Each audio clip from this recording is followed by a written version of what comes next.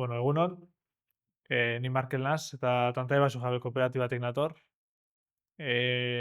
Aurkezpen oso simple bat egiteko asmoa nuen, baina egia da Arturok apur bat burua berotu didala, eta igual kontu batzukin lusatuko naiz.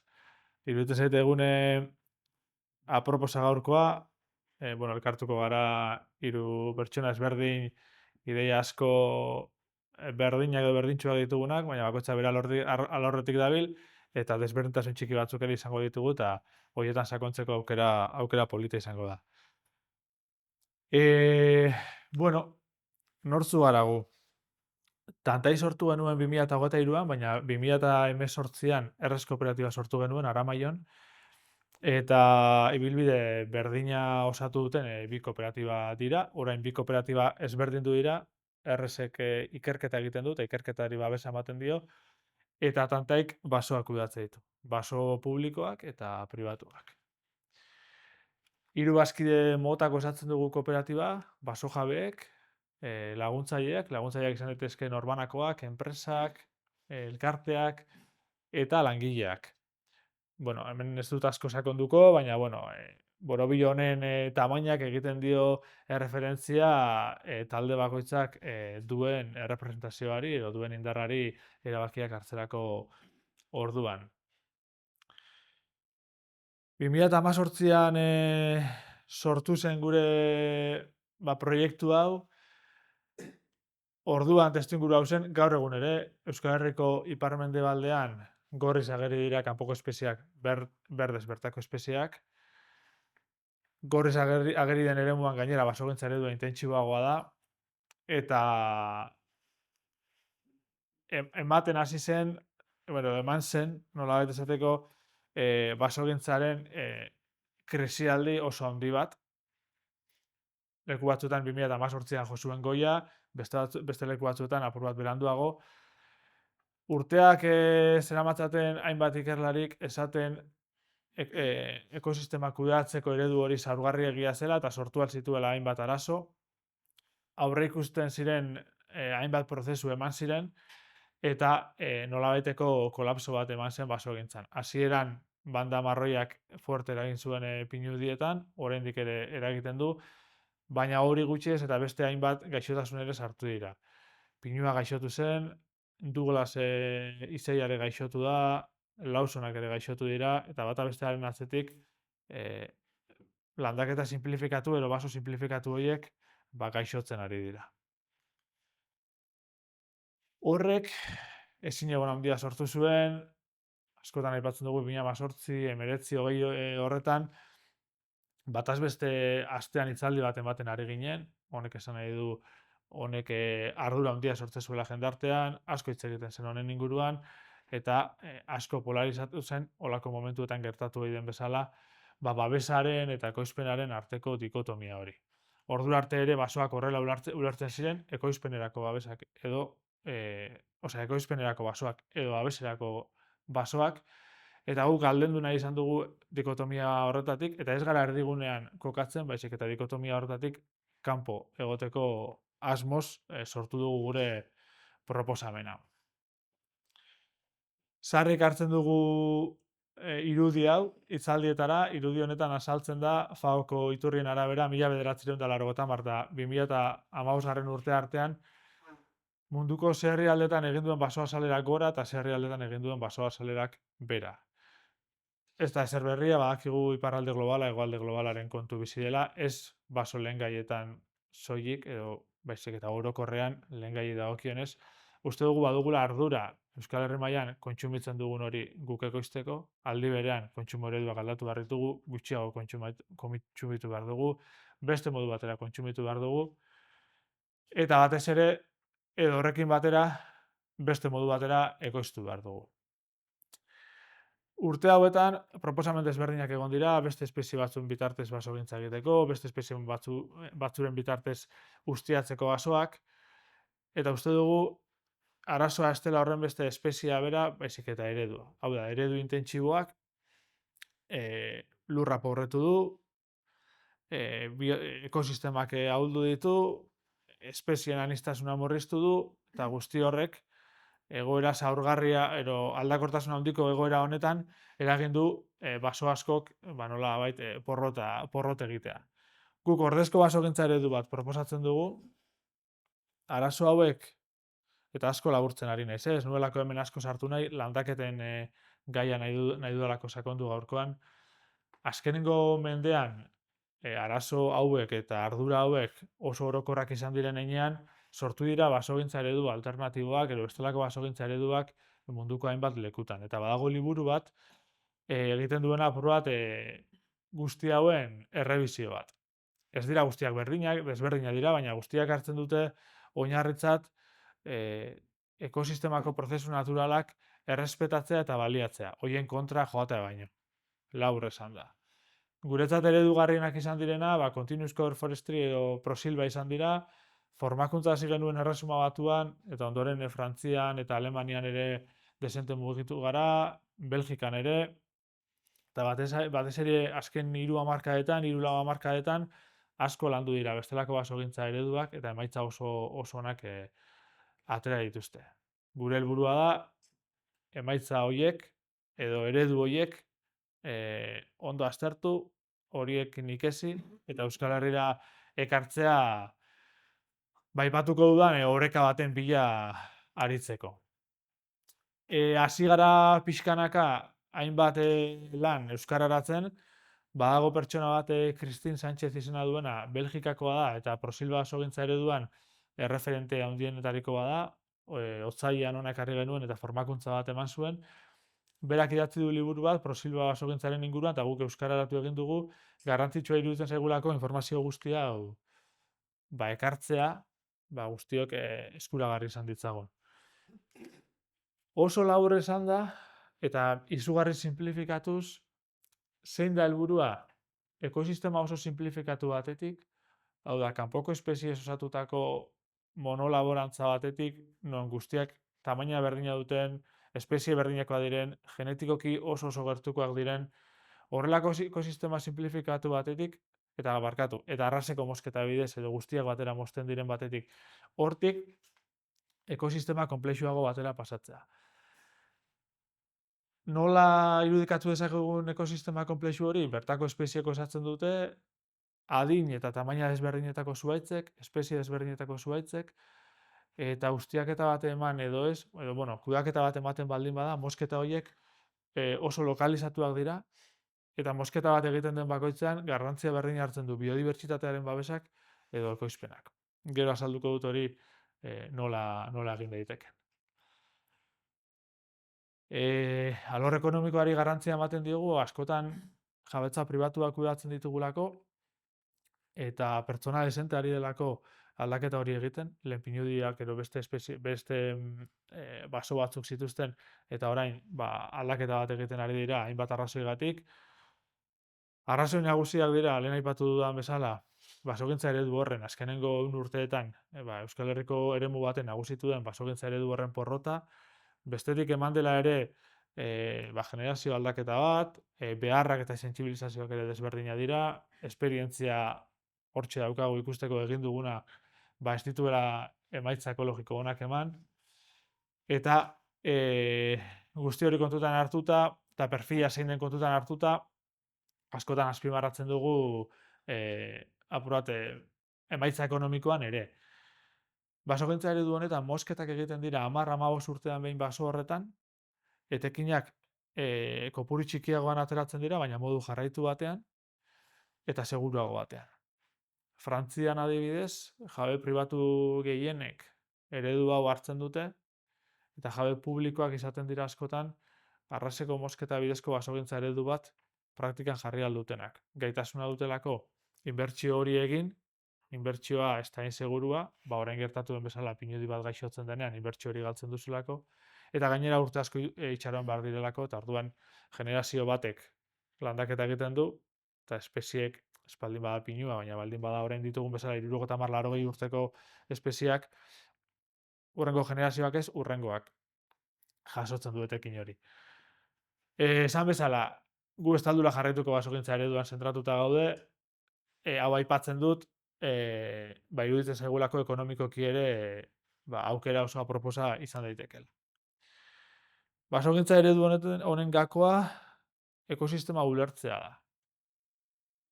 Zenbat eta hobeto ulertu ekosistema horretan ematen diren prozesuak, orduan eta hobeto kudeatuko dugu basogintza edo basoa. Adibidea jartzearren, apirilean Alemanian izan ginen, eta Alemanian badituzte baso oso garatuak modu honetan kudeatzen dituztenak.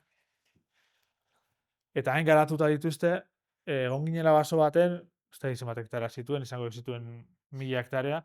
1000 hektarea horretan, 90 hektareako partzela bat zuten, bere horretan utzita, hau da, esku hartzerik egin gabe, eta neurtzen zuten partzela horretan prozesu ekologikoak nola ematen ziren, eta bestean kudeatutakoan nola ematen ziren. Biodibertsitatea nolakoa zen kualitatiboki eta kuantitatiboki ustiatu gabeko eremuan eta nolakoa zen bestean. Horren helburua zein zen, balioren bat hobeagoa bazen ustiatu gabeko eremu horretan, haien helburua zen jakitea eta frogatzea nola replikatu ziteken hori kudeatutako esparruan. Eta honekin sartuko naiz igual lehendabiziko gai korapilatsuan. Iruditzen zaigu eta iruditzen zait pertzepzioa dela eta ez hainbeste, eta honek matiz asko ditu, baina eta ez hainbeste frogatutako zerbait, motozerrarik sartzen ez baldin bada baso batean, baso hori biodibertsitate handikoagoa dela bestea baino. Esango genuke muturrera bagoaz munduan, momentu honetan, ez dagoela baso naturalik, ero gizakiaren eraginik ez duen basorik, gizakiak aldatu dugulako klima eta fauna.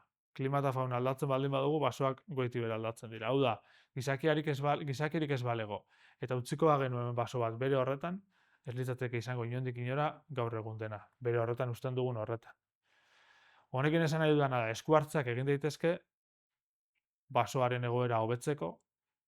Ez du esan nahi honek esku hartze bat egiten bada basoaren egoera hobea izango denik, baina gaurkoz badaukagu gaitasuna biodibertsitate balio eta parametro guzti horiek neurtzeko. Eta modu objektibo batean esateko, hemen emaitza hobeak lortu ditugu, hemen baino. Askotan pertzepzio batetik hitz egiten dugu, estetika batetik, baina uste dut joan barko ginatekela hori baino haratago. Eta hor oso bat egiten dut, lehen Arturok aipatu duen basoa eta landaketa dikotomia horren hausturaren alde.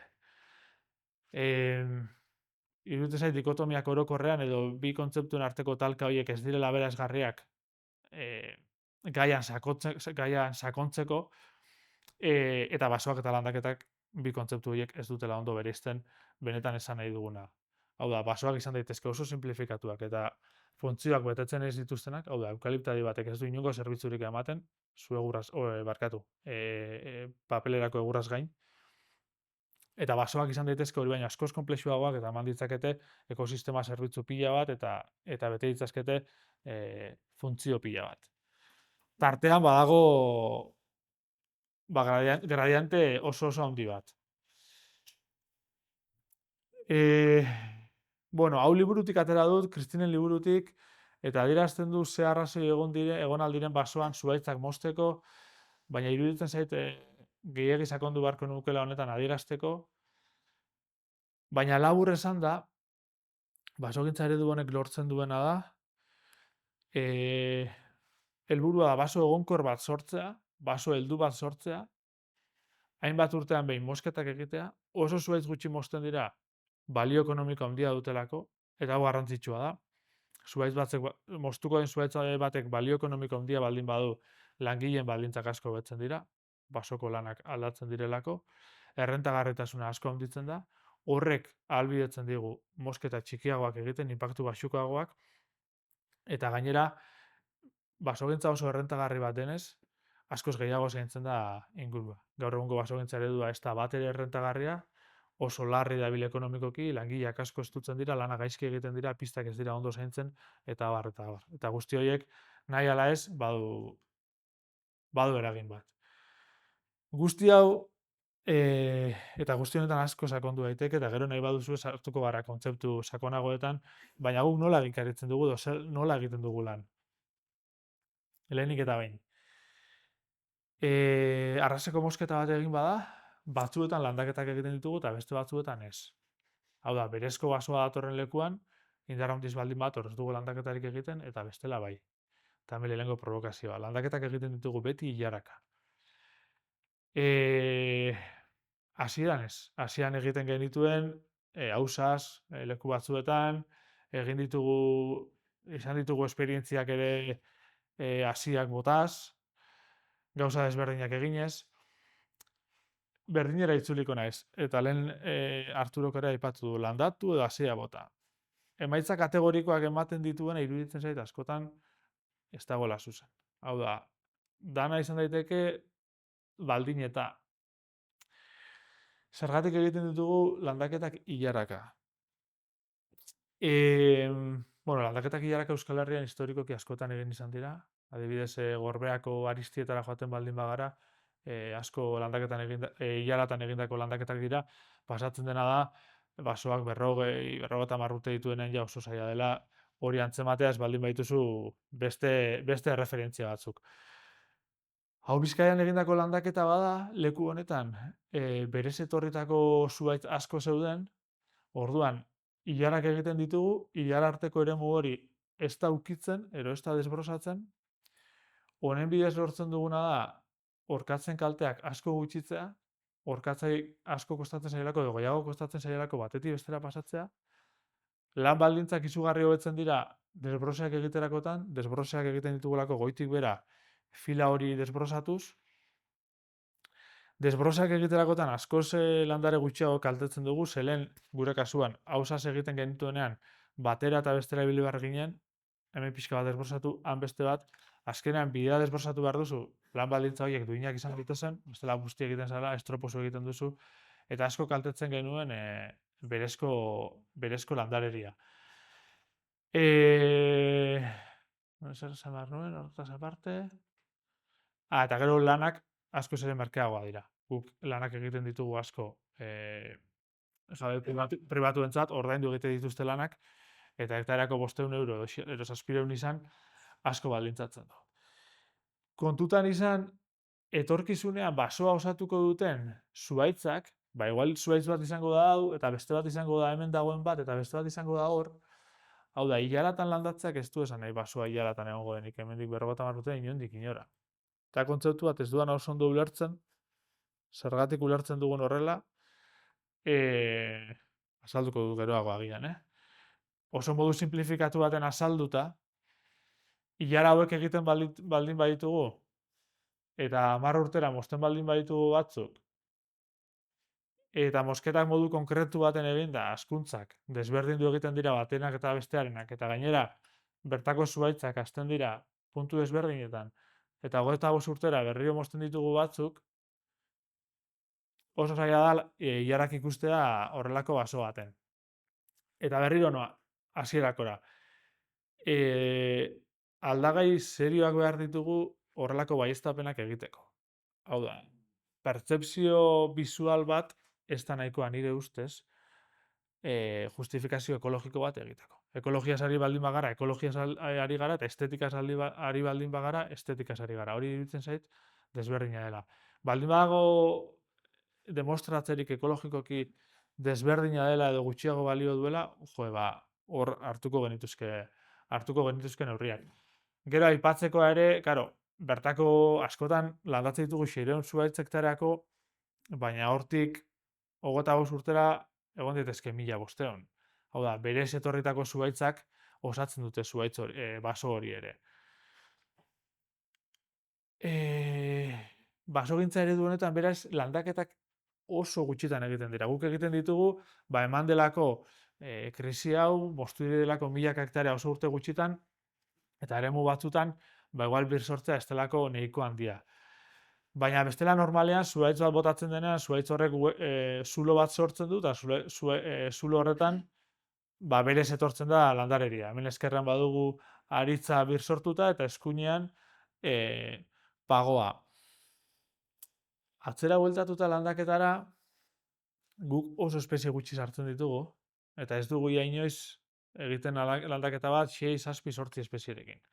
Eta hemen ere badugu arrazonamentu bat, ia iritzi bada, ez da esan nahi dute gauza asko urtera aldatzen ditugu. Gure planteamendua goaz pixkanaka hobetzen, eta hemen ere uste dut, ez garela iritsi oraindik puntu onenera.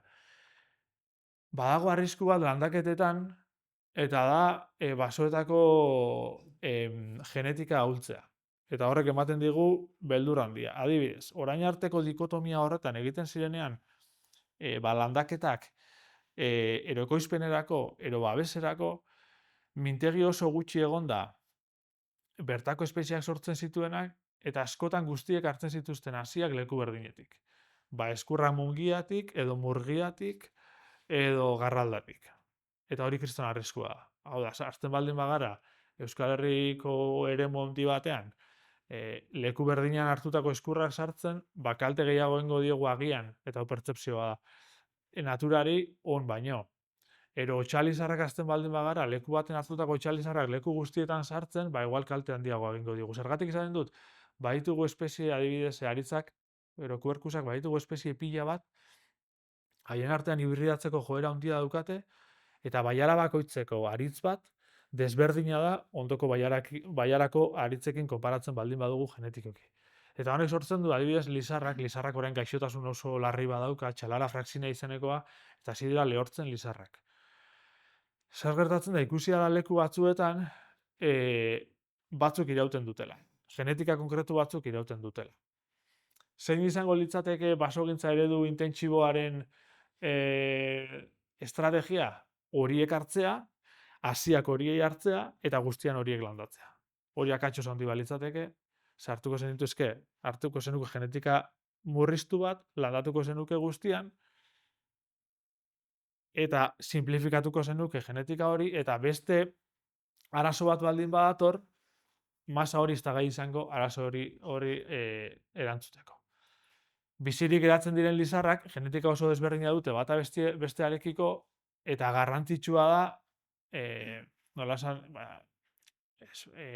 aberastasun genetiko hori zaintzea.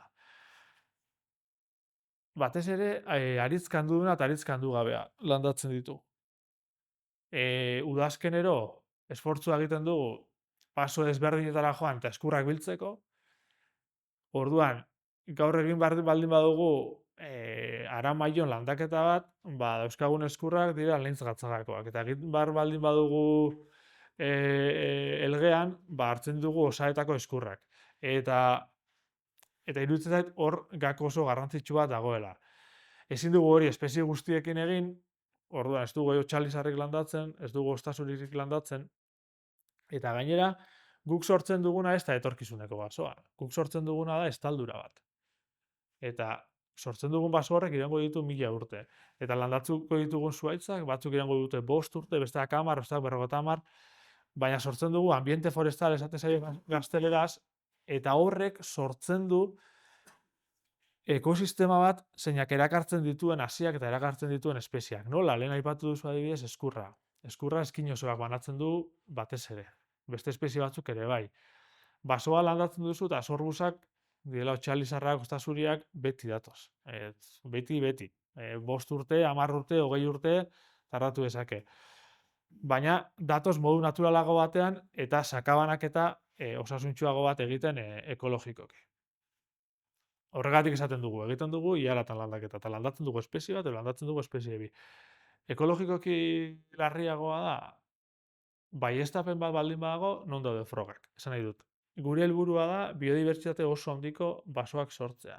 Eta honen aldeko apostu bat egiten ari gara. Eta uste dugu honetan sakontzen ari garen pertsonan artean izan bar garela zorrotzagoak zientifikoki, eta sakondu gehiago, eta garaia da horretarako sakondu gehiago aldagai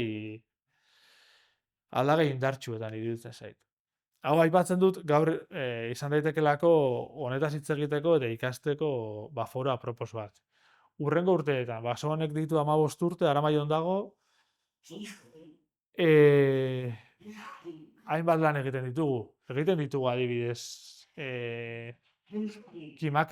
kimatzen ditugu oin konkretu batzuk, ekoizpenera bideratuko ditugu oinak, ekintza bakoitzean, arreta handia jartzen diogu, espezie berezi bat aurkitzen baldin badugu, edo genetika berezi bat eta antzemateko gai baldin bagara, edo kabiak aurkitzen baldin baditugu, guzti horiek hartzen dute ekoizpenerako zuhaitzak duen zentraltasun berdina. Hau da, kabi bat ikusten baldin badugu, apuntatzen da, posizionatzen da GPS bitartez, bueno, uso baten kabia baldin bada ez, baina errespetatzen da, baina orduan, da basogintza eredu bat askoz ere, ez dakit, holistikoagoa, nola baita esateko. Hau da, 30 urteko aristi bat, bakanketak ez ditugu guk egin, eta zergatik ez ditugu guk egin. Guk kudatutako baso baten egongo litzatekelako estruktura bat askoz anitzagoa. Hemen ikusten dugu guztia dira tamaino berdinakoak eta eite oso antzerakokoak, eta ez dago basabeko aberastasun hori. Hau da, mosketa bat egin duguna duela 2 urte, 70 urteko aritzak dira, eta behin basoa sortuta egiten dugun lan bakarra bakanketak egitea da. Hau da, 10-15 urtean sartzen gara baso horretan eta bakanketak egiten ditugu. Kontzeptu hau barneratzea edo ados egotea kontzeptu honekin askotan ez da erraza. Nik esaten nuen, nik ondala 15 urte ikusiko banu norbait horrelako aritz bat mozten, seguro okerrena nik izango nitzela.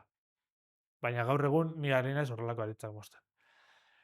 Horrelako aritz bat moztu daitekelako aritz hori aprobetxatuz eta baso horren egitura hobetuz.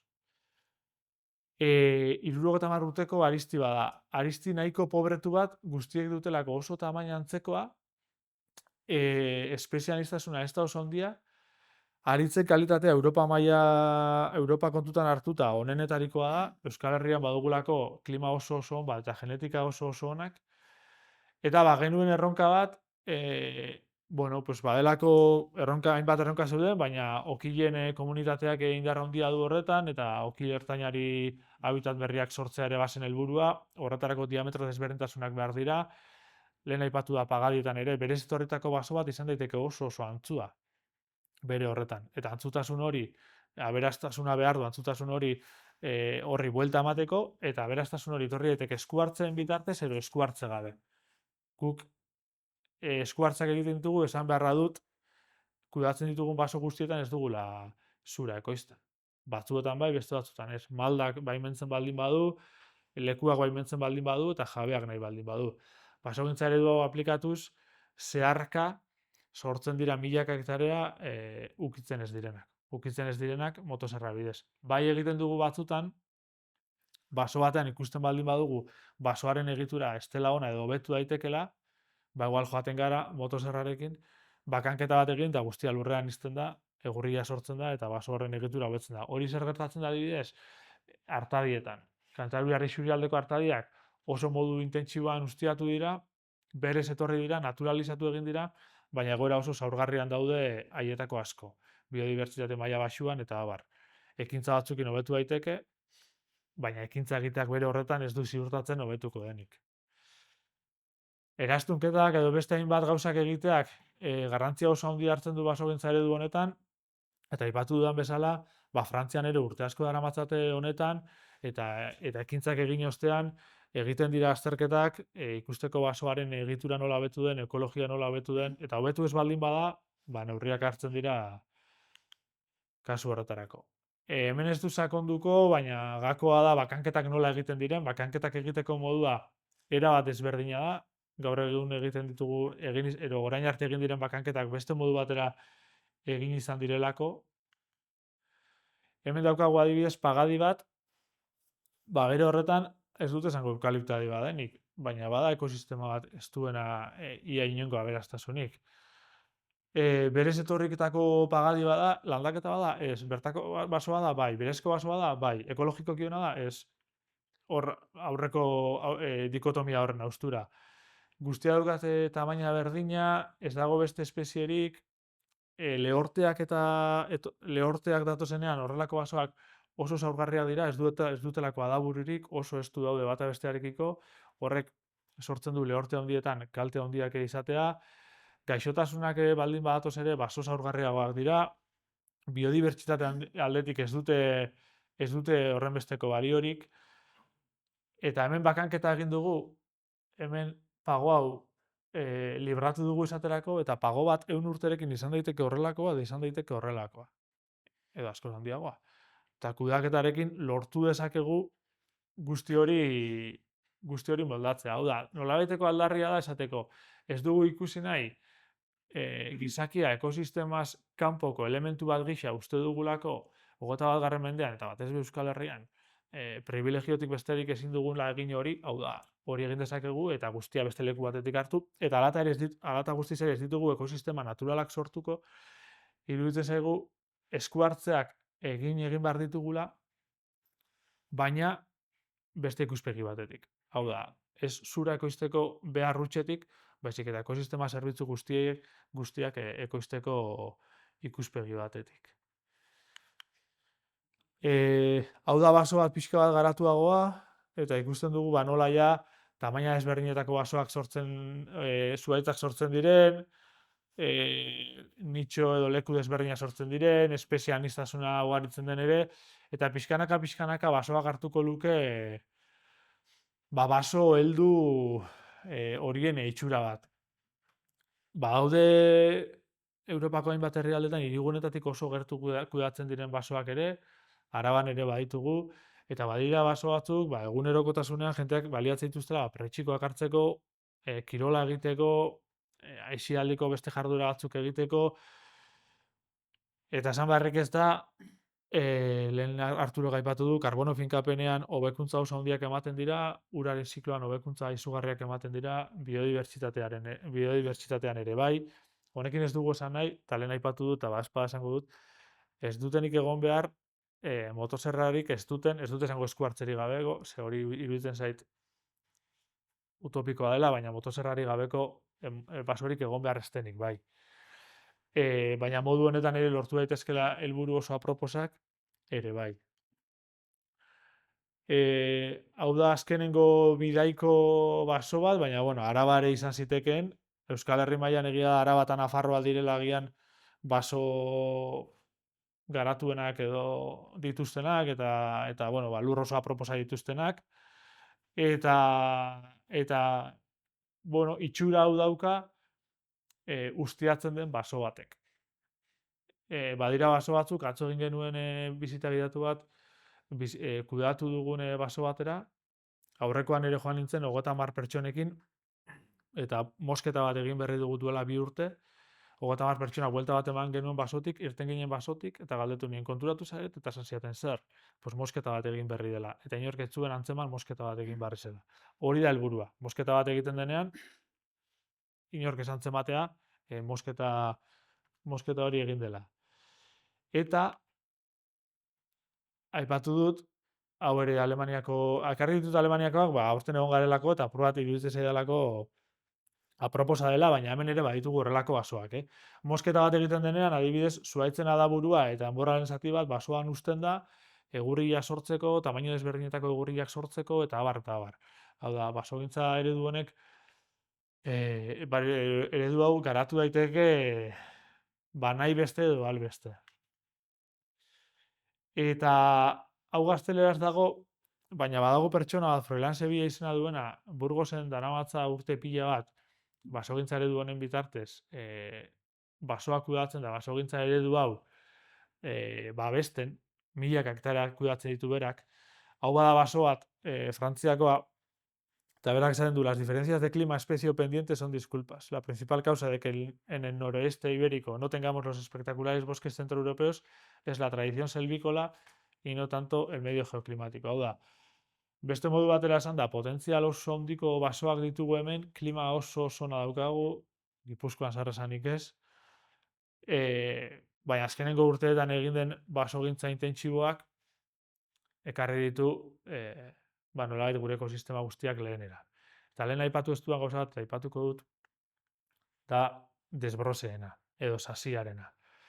Esatea sasia ona dela, edo sasia txarra dela, bere horretan iruditzen zait, prozesu ekologikoak ez ulertzea dela. Igual hau sartegia da horrela esatea. Baina dikotomia bat sortzea, sasiak bere funtzioa du, eta bere arriskuak ditu. Gaur-gaurkoz Euskal Herrian, eremu honetan daukagu historikoki inoiz egon den sasi kopururik handiena. seguru. Lehen eratu ditugulako baso pila bat, arrasiko mosketa bidez moztu ditugu, baso asko gaixotu egin dira, eta sasia etorri da. Sasia da, basoaren sorreraren hasierako fasean datorren landare bat, babes bat sortzen duena, zuhaitzak jaio ahal izateko, besteak beste, ez hori bakarrik, baizik eta prozesu horretan edo puntu horretan bilatzen du sasiak bizitzeko lekua. Basoak, zuhaitzek basoa estaltzen dutenean, sasia desagertu egiten da. Gaur egun dagoen sasi kopurua desoreka baten ondorio dela esango nukenik, ez da naturala, inondik inora, beraz, hartzea espazio bat eta esatea, bertan emango den prozesua nik egin dezakedana baino hobea da, ez dualako esku hartzerik egin, iruditzen zait ez dela proposa. Ze bere horretan hor ez dago naturaltasunik. Fauna aldatu dugu, lehen aipatu dudan bezala, klima aldatu dugu, guzti hori guk egin dugu, lurra guk kendu dugu, zergatik izango da naturalagoa ekintzarik ez egitea gaur. Landaketa bat egiten dugunean, ikusi behar da terrenoa, eta guk horren arabera aholkatzen dugu desbrozatu edo ez. Eta batek esan dit, nik entzun dut desbrozatzea txarra dela, eta nik entzun dut desbrozatzea ona, eta iruditzen zait ez duela zentzuri, baizik eta guazen ikustera hau, eta zuk baldin baduzu lur bat adibidez, garorik ez dagoena, eta otea hasi dena, otea hasiko da landatu duzuna baino polikixeago, baina esango dizu lurra txarra dela, landatu duzun horrek ere sufrituko du, landatuko duzun hori izan behar da zuhaitz txiki bat eta sustrai gutxi dituena, behar duelako oreka pixkanaka bilatu, sasia baldin baduzu eta garoa baldin baduzu, garoak hil dezake aritz bat 2 astetan, edo 3 astetan. Orduan, garo asko datorren lekuetan, eta hau esaten dut, akats guztiak egin ditugulako, eta beste 1000 egingo ditugu, Hasieran landaketa batzuk ez genituen desbrozatu, eta faltak badaude guk ordaintzen ditugu falta horiek. Eta zer gertatu zen? Garoa irtetzen baldin bada, garoa landararen gainetik jartzen da, eta 2 astetan guztiak heltzen ditu. Guztiak esan nahi dut, landatzen dituzu 4.000 zuhaitz, eta igual 3.500 hiltzen zaizkizu, garo azpian gelditzen badira. Garoa baldin badago, desbrozea egiten dugu ekainean. Oraindik ez delako gainera iritsi, eta gero berriro hasiko da, baina ez dio denborarik emango gainera iristeko. Sasi asko dagoen lekuetan, esan nahi du lurrona daukazula, baina hasierako urteetan ez balduzu desbrozatzen, sasiak landarea jan dezakela. Ez nahi sartuko kasuistika bakoitzean, baina konplexua da. Orduan, desbrozatu behar da, nik desbrozatuko nuke kasu batzuetan eta beste batzuetan ez. Hori izan digute analisi kimikoak egiteko lurrarenak, eta ez dugu egiten arrazoi desberdinegatik. Batetik, ateratzen den landarea asko esaten digulako, orokorrean lurren ezaugarriak nahiko antzekoak dira, harria ikusten baldin bada, harriak esaten dizu zer dagoen, tuparria baldin badago adibidez, edo lurra oso bustintxoa baldin bada, arazoak izango dituzu, errotzeko, edo ura asko pilatuko delako, eta igual istildu egingo delako, edo aretsua baldin bada, baina hori gehiago esaten dizu begiak. Eta lurraren azterketak orain eskatu digute bat, eta karo, basoaren leku bakoitzean emaitza ezberdinak emango dizkizu. Orduan, bai, izan daiteke, eta kasu batzutan egiten ditugu. Eta kasu batzutan egiten ditugu, askotan ez, eta gehienetan ez, igual presiogatik ere, eta beste baliabide batzukin lortzen dugulako emaitza onak izatea.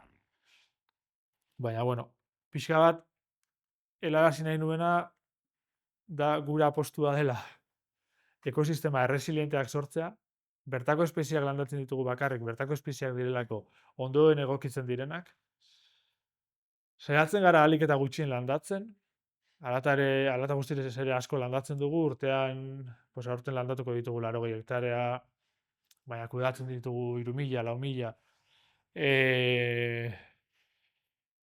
eta landaketak egiterakotan, 1000 buelta ematen dizkigu gauzai, eta badakigu gauza batzuk ondo egingo ditugula, eta beste batzuk ez. Hasierako desbrozeena, edo babesleak ez jartzearena, babesleak jartzen dizkigu guztiei, hasieran ez genien jartzen guztiei, eta sasi asko datorren lekuan adibidez, babesle gabe ateratzea zuhaitz bat, ez ez da hain erraza. Orduan iruditzen zait eskenatoki guzti hau nahiko barria dela guztiontzat, pixkanaka ikasten joango garela, argi izan behar da landaketa bat egin behar denean ze helburu ditugun, eta ez naiz ari produkzioaz edo kontserbazioaz, batzuk zati digute, ni bakarrik nahi dut kontserbatu, eta ni bakarrik ekoiztu, landaketa berdin egiten dugu. Baina apur bat, ez dakit, frutarbolak nahi ditugun, ez dugun nahi, animaliarik sartuko dugun azpian, edo ez dugun sartuko, guk lan asko egingo dugun edo ez, baso horretan, horren arabera hartze ditugu erabakiak.